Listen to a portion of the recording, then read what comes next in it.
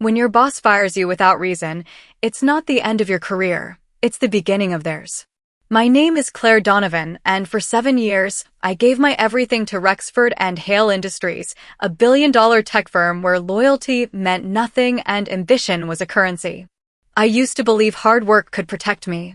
I was wrong. The morning it happened, the air in the 47th floor conference room felt heavier than usual. The glass walls reflected the city skyline, calm, silver, and cruelly indifferent.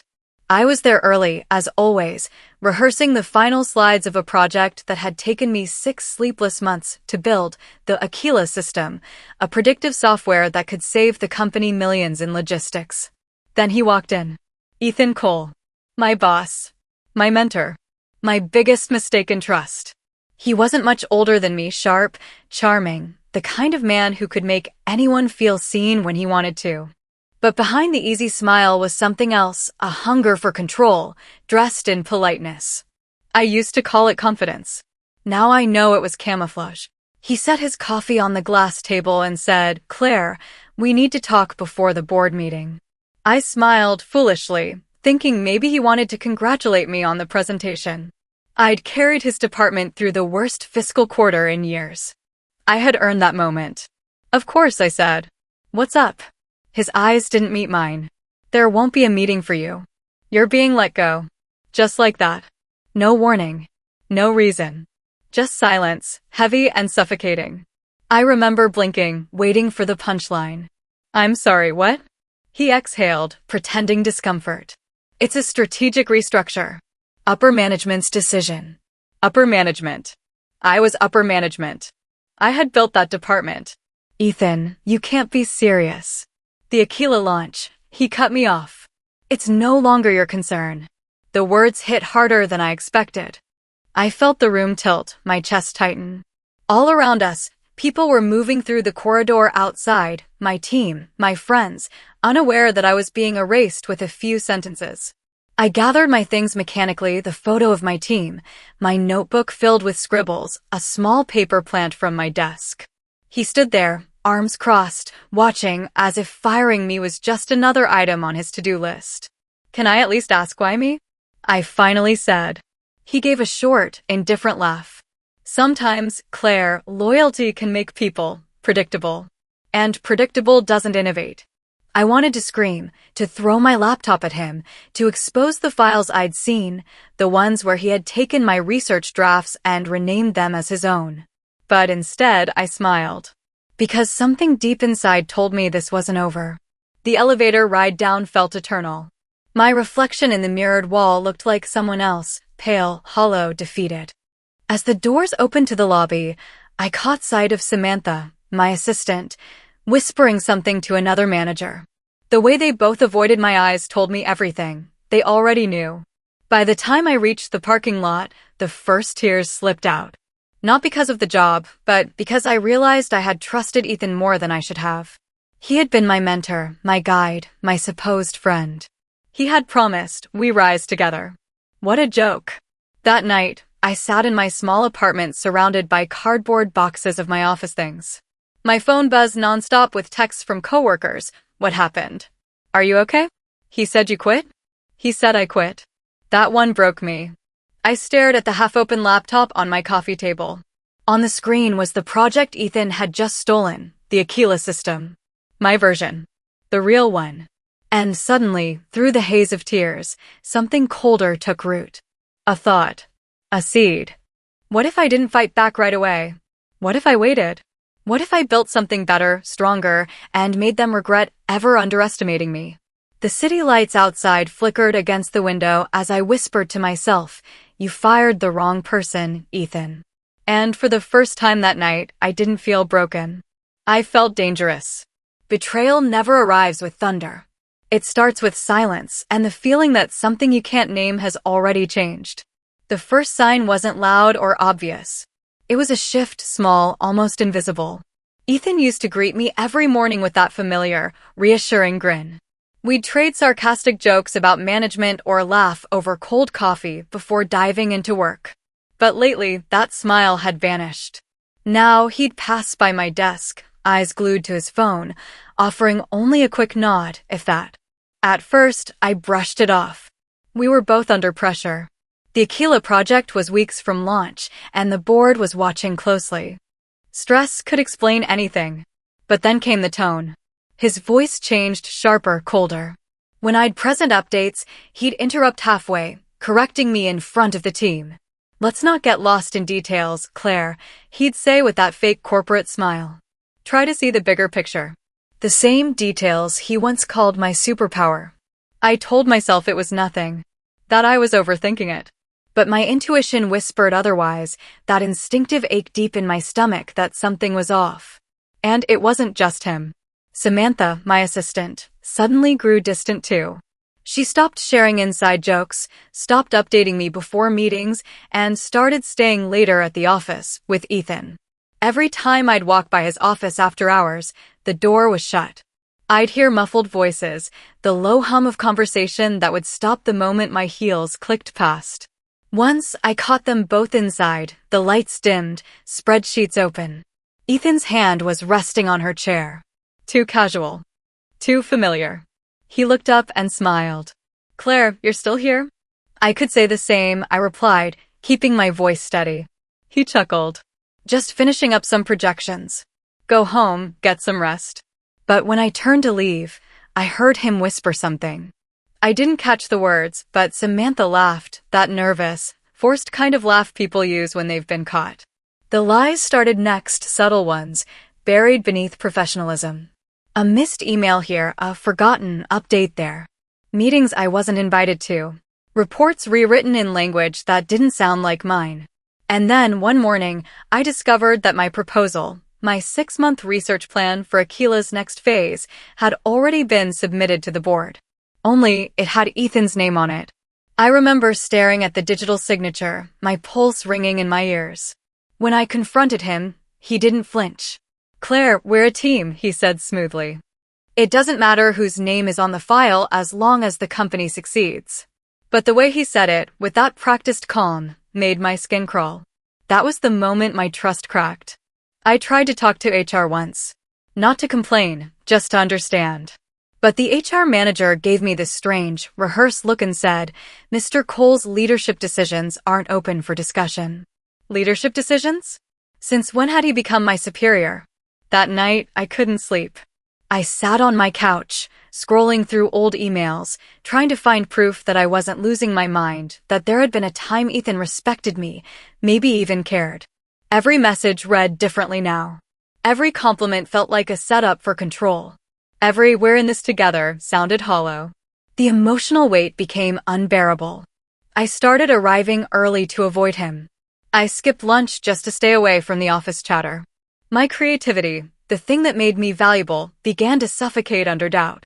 One afternoon, I found Ethan waiting at my desk. He leaned against it casually, pretending everything was fine. "You've been quiet lately," he said. "Just focused," I replied, not meeting his eyes. He smiled. "Good. Keep it that way. The board's watching closely." It wasn't advice. It was a warning. When someone starts making you doubt your own instincts, it's not loyalty. It's control.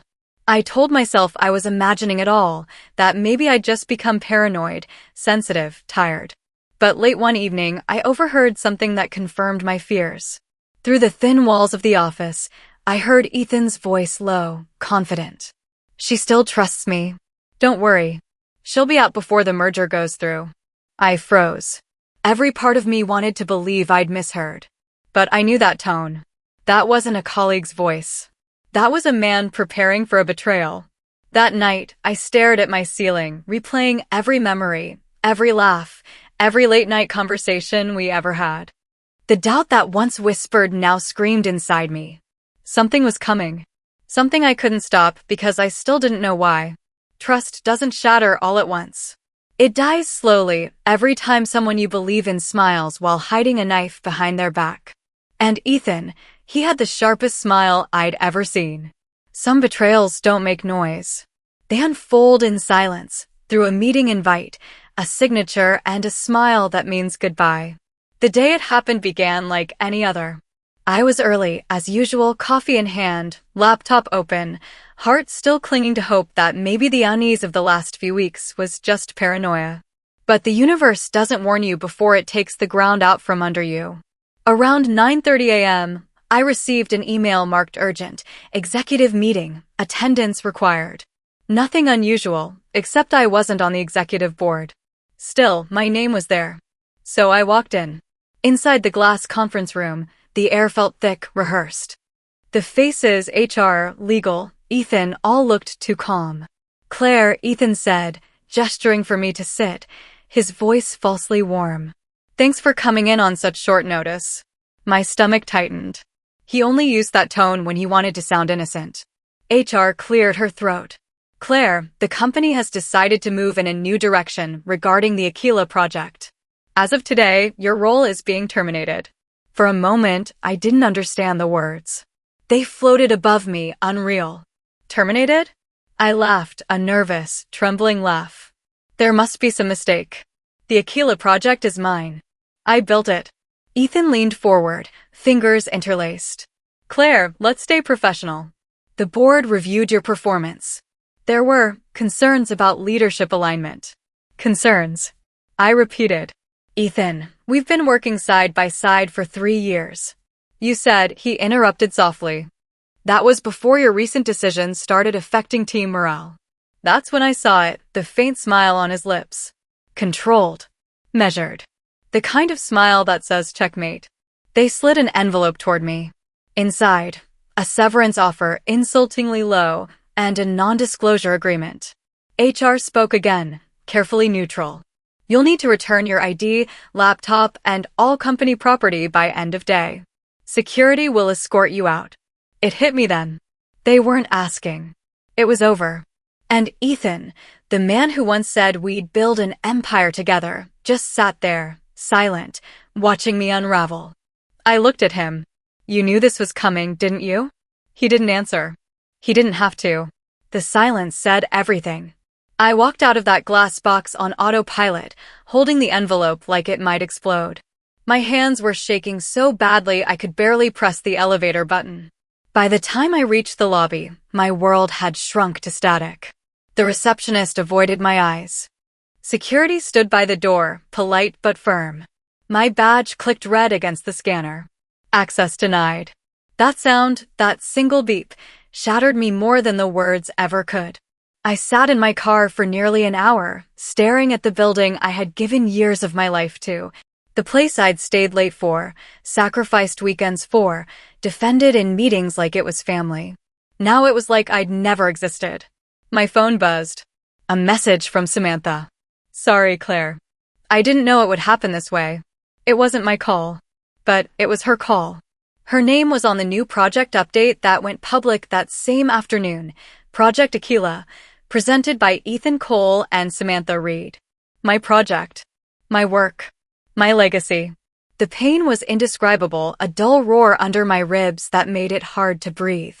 But underneath the heartbreak, something darker began to rise, a steady, quiet rage. I opened the company site. The press release headline glared back at me. Rexford and Hale's Innovation Division announces new leadership and vision. Ethan's photo was centered beneath it. Smiling. Confident. Victorious. In that moment, the truth clicked into place like glass shards finding their pattern. The late nights. The closed-door meetings. The sudden shift in tone. He hadn't been under pressure. He'd been planning. He used my ideas, my code, and my trust, and when he was done, he erased me like I was an obstacle, not a partner. The first tear didn't fall until I got home. Then another. And another. I cried until I couldn't anymore, until my anger burned hotter than my grief. How could I have missed it? The signs, the red flags, the gut feelings I silenced because I wanted to believe he was good. But that's the cruel thing about betrayal. It's never about what you lose.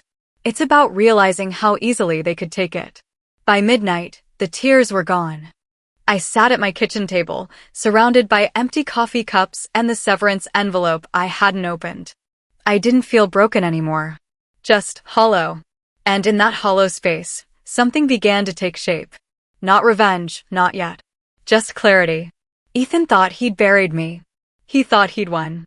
He didn't know I still held the original prototype files, locked under my personal encryption, the real backbone of the Aquila system. The one thing he couldn't fake. I picked up my phone and whispered to the darkness, "You fired the wrong person, Ethan."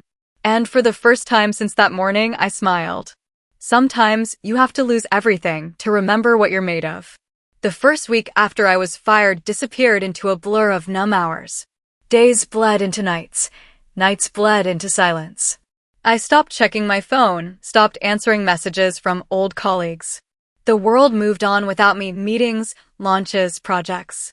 I was a ghost in my own story. Everywhere I turned, there was him. Ethan's name on LinkedIn announcements, his smiling face in interviews, his words plastered across press releases about innovation and teamwork. Each time I saw his face, something inside me cracked. Not because I missed him, but because I couldn't recognize the man I'd once trusted. One night, around 2 a.m., I found myself sitting in the dark, staring at my laptop. The glow of the screen made the apartment feel colder. I opened the folder marked Aquila_backup_Claire_version, the one Ethan didn't know existed. There it was, my code, my logic maps, my notes. Every late-night brainstorm, every version control log, every line of code with my signature. I hadn't realized it, but my hands were shaking. I had proof that Aquila was mine. But proof meant nothing if I didn't know how to fight. I closed the folder. I needed to clear my head. So I left the apartment, barefoot, still in my hoodie, and walked down to the pier by the river. The city lights blurred against the water, harsh, brilliant, uncaring. I stared at my reflection and whispered, "You did this to yourself." It wasn't self-pity. It was truth. I ignored every warning sign. I let Ethan take piece after piece of me until there was nothing left. I waited for someone, HR, a friend, anyone, to do the right thing. But no one came. And that's when it hit me, the first real moment of clarity since it all began. No one's coming to save you. No one's going to hand me justice. No one's going to return what was stolen. If I wanted my life back, I had to take it. That realization didn't feel heroic. It felt raw, painful. But it was the kind of pain that makes you move. Over the next few days, something inside me began to shift. I started small, waking up early again, making coffee, writing lists. I wrote one at the top of a page, what I still have. My skills, my knowledge, my network, my proof. The list was short, but it was mine. Then, under it, I wrote another, what they took. It was longer. But instead of feeling defeated, I looked at it and thought, fine. Let's start with taking one thing back. I spent hours researching, connecting dots. Ethan had stolen my work, yes, but he didn't know I had an NDA clause tied to my personal IP contributions before the merger. He couldn't claim full ownership legally. Not if I pushed. But I didn't want to just fight him in court. That would make me another headline, disgruntled employee fights ex-company. No. I wanted to beat him on his own stage. That's when I remembered something from our early days, an investor named Victoria Hale, one of the few board members who had once believed in me. She left Rexford quietly a year ago, disillusioned with the company's direction. We hadn't spoken since. So I found her email, typed a message, deleted it, typed again. Finally, I sent, "Victoria, I know it's been a while. You once told me innovation dies when greed takes the wheel. You were right. I have something you'll want to see." For the first time in weeks, I slept. Not well, but deeply. When I woke up, I didn't feel like a victim anymore. I felt like a strategist. I started rewriting the Aquila system under a new name, one Ethan couldn't touch. Line by line, hour by hour, I poured my anger into creation. It wasn't about revenge anymore. It was about reclaiming what I had lost myself. A week later, Victoria replied, "I remember what they did to you. Let's talk." My heart pounded as I read it. Not from fear, from recognition. The first spark of something I hadn't felt since before Ethan's betrayal. Hope. I closed my laptop, looked around my small apartment, the same place where I once broke down and cried until dawn. Now it felt different. Like a war room. Every scar, every sleepless night, every humiliation, they had all built this version of me. The one who wouldn't break again. I whispered to myself, steady and low, They took everything. Now I'll take it back, piece by piece. And for the first time since I'd been fired, I smiled. Not the fragile smile of survival. The dangerous one, the kind that comes from knowing the storm is about to turn. Revenge is a quiet architecture, built brick by brick, proof by proof, until the whole house of lies collapses. The first rule of my plan was simple: don't rush. Ethan thrived on theater, loud declarations, grand gestures, optics. I would do the opposite. I would be slow, methodical, invisible. Let him applaud his victory while I built the scaffold that would take it down. Victoria Hale became my first ally in the open. She met me in a dim, out-of-the-way cafe, the kind of place where no one recognized board members or ex-employees. She listened without interruption while I laid the facts out: metadata timestamps, draft histories, the 2-version forecasts, and the locked drawer labeled Ridgeworth Final. She didn't blink. She only asked one question. How badly do you want them to fall? Badly enough to never hide behind a smiling face again, I said. She smiled, then small, approving. Good. Then we do it cleanly. No leaks. No revenge for revenge noise. We expose, and we let the law and the market finish the rest. From there, everything needed a double life. Publicly, I stayed quiet, applying for positions, taking short consulting calls, pretending my career was being rebuilt the polite, expected way. Privately, I dug. Evidence is a brittle thing that breaks easily if you handle it poorly. So I started with the digital trail. I had copies of the Aquila backups, but Victoria introduced me to a forensic accountant she trusted. He taught me to pull phone logs, visitor sign-ins, export histories, and server IPs that matched Ethan's office machine to the altered files. He showed me how to stitch together a timeline that didn't rely on feelings, just data. Timestamps. Edits. User IDs. The kind of thing a board's counsel couldn't ignore. While the numbers accumulated, I set softer traps, emotional and social ones that played on Ethan's greatest weakness: pride. He loved the mirror effect of applause. He needed people to validate him. So I began the long, patient work of turning his reflection into a liability. First, I rekindled relationships with Ridgeworth insiders I'd quietly befriended months ago. I framed casual questions as industry curiosity. Did your forecasts look different last week? Were your analysts given final projections already? They answered honestly, worry lines appearing around their eyes. I planted seeds, not accusations. People in power fear reputational damage more than they fear truth. If they smelled risk, they'd step back before the ship sank with them. Then I used Mr. Luis. The janitor who once warned me about shiny floors became an unlikely operative. He knew the building like a map etched into his palms, when doors were left unlocked, which drawers were often misplaced, who tossed wood into the trash.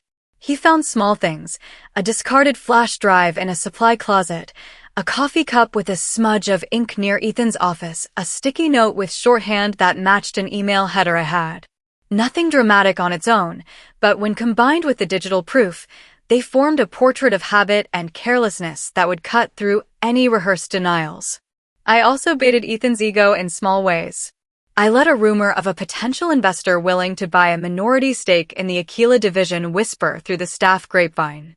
It reached him quickly. Ethan's ears were always tuned for praise. He began courting the investor publicly, polishing his story, tightening his narrative. All that polishing made him predictable. Predictable men leave fingerprints. Meanwhile, I rebuilt a version of Aquila in private, not to steal it back, but to clarify it. I rewrote sections, commented every logical decision, logged each change in a way that could be shown to an independent auditor. This wasn't flash. It was armor. If Ridgeworth's counsel asked for the original logic flow, I would hand them a traceable path that began and ended with me. Every meeting, every email, every plate of coffee I shared with an old colleague had a purpose. I was no longer frantic, I was surgical. When someone asked why I was so calm, I'd smile and say, I sleep better planning than panicking. They laughed. They didn't see the steel beneath. Ethan continued his performance. Press photos, networking dinners, a new LinkedIn essay about leadership that praised unity and optics. He assumed I was a footnote, a minor inconvenience. He never considered the woman he'd underestimated would grow in his absence, not with anger, but with methodical patience. The last phase of the plan required only a single moment of public clarity, a controlled reveal to the right people at the right time. Victoria and I sketched it like a chess endgame. Present the forensic report to Ridgeworth's counsel and a neutral auditor.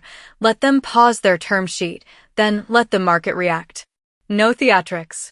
Let institutional mechanisms, audits, investor caution, media exposure, do the rest. On a rainy evening, I stood by my window and let the city lights blur. The plan was not yet complete. Evidence stacked like tiles waiting to be lifted. Contacts were aligned, and the traps were set. Most importantly, Ethan still believed in his victory. That blind confidence was the last luxury he had. I folded my hands and whispered to the empty room, steady as a prayer and cold as a promise. You thought you hid the theft in plain sight. You thought you were clever. Wait. In the distance, thunder grumbled, like a footstep before a verdict. The storm was patient. And so was I. Justice didn't roar. It arrived like a verdict, quiet, inevitable, and impossible to ignore. The morning of the meeting had a stillness that felt rehearsed. Rain had washed the city clean overnight, turning the glass towers into sheets of pewter. I dressed in a dark suit that didn't need to shout, it simply fit. Calm was my armor. Precision my language. Victoria met me in the lobby with a small nod. Her face was composed, the face of someone who had seen too many boardroom melodramas to be surprised by headlines. The forensic accountant was already there, his briefcase a quiet agreement of facts. Mr. Luis waited 2 floors down, taking his post by the service entrance like he always did. We moved through the building like 3 ghosts, unnoticed by the staff who still whispered about the aborted Ridgeworth deal. The Ridgeworth conference room smelled of new leather and older money. Their legal counsel sat at the head of the table, cool, efficient, a man who made decisions for a living. I set my laptop on the table, connected to the Ridgeworth system under the technical access Victoria had secured, and placed the encrypted drive beside it. I did not speak until the room settled into that small, expectant silence. Ms. Donovan, the counsel said, voice polite but guarded. We've reviewed an initial submission from your side. Proceed. I clicked the first slide. A timeline unfolded neat, undeniable. Draft dates with metadata, server logs tying edited files to Ethan's terminal, visitor sign-ins matching late-night exports, the locked drawer inventory signed by his assistant. Each slide was a piece of ordinary paperwork made dangerous because of the pattern it revealed. I watched their faces as the evidence stacked. The CFO's pen stopped moving. The Ridgeworth executives, who'd been practiced at polite skepticism, leaned in. Ethan, who had once commanded this room, sat fidgeting at the end of a line of legal pads, his smile thinned to a taut wire. When I brought up the altered forecasts side by side with my originals, the screen highlighted the differences in red, little manipulations no human eye alone would catch. The legal counsel's notepad filled with short, sharp questions. The forensic accountant answered each with calm, technical clarity. There was no melodrama. Just facts, and the kind of mathematics the market understands. Ethan tried to interrupt once, the reflex of a man used to steering conversations, but the Ridgeworth counsel cut him off with a look that said more than words. Please let the record reflect the evidence. That phrase was the guillotine in corporate terms. Outside the room, an email chain started to form like a slow leak. Someone from Ridgeworth's legal team sent a private note to their board, pending forensic audit. Recommend pausing term sheet. Within an hour, the term sheet was paused. Within 2 hours, the market responded. The headlines that followed were surgical. Ridgeworth pauses $200 million deal pending audit.